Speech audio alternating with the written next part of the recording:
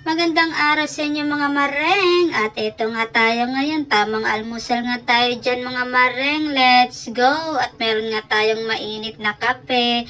At meron nga tayong tirang ulam kagabi na adobong sitaw mga mareng. At ayan nga, tamang food trip tayo mga mareng dahil nga meron tayong laba today. Ano nga pala ngayon, laba ko ngayong araw na ito, kaya yan, tamang food trip muna tayo para meron tayong lakas sa ating paglalaba mga mareng.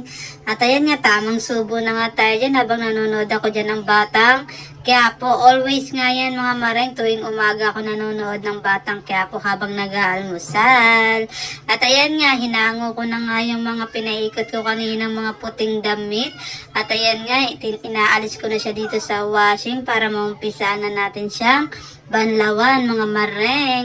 At ayan, marami-rami nga ang ating labahin today. Kaya ayan, sipag-sipagan tayo dahil nga pag hindi natin sinipagan maglaba ngayong araw na ito ay wala tayong masusuot, diba mga mareng?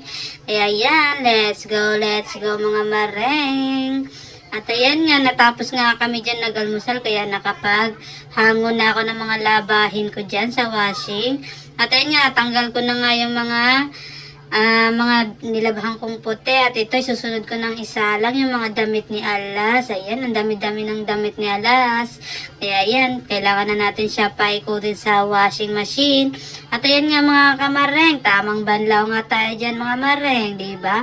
Habang patingin-tingin sa paligid kasi nga may mga dumadaan-daan dito sa likuran ko. Kasi daanan yan mga mareng, kaya tuwing biglang may dadaan o biglang may ibang tao, napapatingin talaga ako mga mareng. Siyempre, kailangan natin mapatingin. Baka mamaya, bigla na lang tayong gulatin or di ba, itulak. Kaya yan, tingin-tingin din tayo sa paligid natin. Baka ma-sure natin na ligtas tayo dito. Charot, okay naman dito mga mareng. Ligtas tayo dyan, tapat lang ng bahayan. At ayan nga mga mareng, bagong gising nga ako dyan mga mareng. Yung nakaraang video ko na nga pala yun dahil nga hindi ko natuloy yung aking paglalaba dahil nawala ng tubig at 12 a.m. na nagkaroon ng tubig. Kaya to be continue ang ating paglalaba dyan mga mareng. Good morning! At ayan nga, tamang toothbrush na nga tayo dyan at hilamos, diba? Same routine lang yan palagi mga mareng dahil ito lang ang aking buhay-buhay sa araw-araw mga mareng. At ayan, tamang hilamos na nga tayo dyan dahil bagong gising na tayo dyan mga mareng. At magkukontinue nga tayo sa ating paglalaba dahil nagkaroon na nga ng tubig sa wakas. To be continue ang aking paglalaba na naiwan ko kahapon. Sobrang dami ko pang labahin. Buti nga naisampay ko na nga yung mga damit ni Alas tsaka yung mga puting damit namin, kaya yan, yung mga dekulay na lang na damit, mga pantalon, mga kumot at punda, kaya yan, to be continue tayo sa ating paglalaba mga mareng. Let's go, at natapos na nga ako dyan toothbrush. Syempre, kailangan natin bisbilisan dahil may pasok pa nga si Alas ngayong araw na to dahil Friday na ngayon. Naglaba ako kahapon at ngayon to be continue tayo ngayong paglalaba. At ayun nga, binihisan ko na nga dyan si Alas ng kanyang PE uniform dahil Friday na ngayon at last day ngayong week na to ang pasok ni Alas. Tingnan nyo naman, no, diba? Ang pogi-pogi ng aming Alas kid na yan habang nanonood ng TV. Talaga naman, hindi mo ma-istorbo sa panonood niya ng TV dahil nga minsan na nga lang siya nakakanood ng TV. Kaya yan, sinusulit niya pag napapagbigyan ko siyang manood ng TV.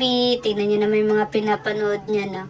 Diba? Kaya magaling manira ng laruan kasi mga panirang laruan yung pinapanood Charot mga kamareng. At ayan nga, okay na nga si Alas kid. Pwedeng-pwede nang pumasok sa school. Tingnan niyo naman kung gaano kagwaping siyang anak ko. At ayan nga, tamang lakad na nga pala kami dyan. Tingnan niyo naman, no? Dire-diretso yung lakad niya. Diba naman? Tingnan. Grabe na gustong-gusto niya talaga laging pumapasok sa school. Dahil nga marami siyang classmate at nakapaglaro-laro din siya doon. Kasi pag nasa bahay, kami lang palagi nang nasa bahay. Kasi pag nilabas ko siya, ang hirap ipawiin. Kaya yan, tingnan nyo, tamang lakad na nga kami dyan magnanay. Tingnan nyo, napaka-happy face ng aking anak. Smiling face talaga palagi yan O, diba? Buti na lang walang topag pag pumasok sa school. At ayan nga, tamang lakad na nga kami dito dahil hindi pa nga naayos ang aming e-bike. Naku po, sana maayos ng aming e-bike nang hindi na napapagod ang Alaskid. Pero okay lang yan, Alaskid. Exercise din yan sa iyo. Para sa susunod marunong ka nang maglakad-lakad ng malalayo, di ba? Minsan kasi pag napagod yan, tamang pakarga, di ba? At ayan nga, nakarating na nga kami dito sa school. Diba? Tingnan nyo naman kung gaano ka-excited pumasok yan. Buti na lang nag-open na kagad yung gate pagdating namin. No, diyan na nga yung mga classmate niya. Tingnan nyo. Diba? Dire-diretso na nga yung sa papuntang gate dahil gusto niya na kagad pumasok sa room nila. Tingnan nyo, niloloko nga sa dyan ng teacher niya. Sinisilip-silip siya. Kasi syempre, pasaway ang kulit naming anak na yan. At ayan nga, nagbukas na nga pala dyan yung gate at papasok na si Alaski. Tingnan nyo. Kinukulit-kulit nga siya dyan ng teacher niya, kaya yung ganyan yung reaction niya. At tingnan niya, nandyan na nga pala kami sa loob ng room. Sabi ko, kunin mo yung bag mo. At ayaw nga sumunod dahil gusto niya kami talagang maghatid ng bag niya. Talaga naman, Alaskid. At ayan nga, ang bait-bait nga ng anak ko na yan. Tamang upo lang siya sa kanyang chair. Tingnan nyo, behave siya. Pero yung mga classmate niya, tamang lakad-lakad, ronda. At ayan nga, pauwi na nga pala kami dyan ni Ate Heart pagkatapos namin siyang ihatid sa school. Ayan, tamang kwento nga siya dyan, mga mareng. Oh. Tingnan nyo, laki-laki na rin ang anak kong panganay. Mag-high school na nga pala yan, mga mareng. Sana galingan mo sa high school, anak. Para sa'yo yan. Para makapag-college ka nang makapili ka ng magandang course. Maraming salamat sa mga nanonood.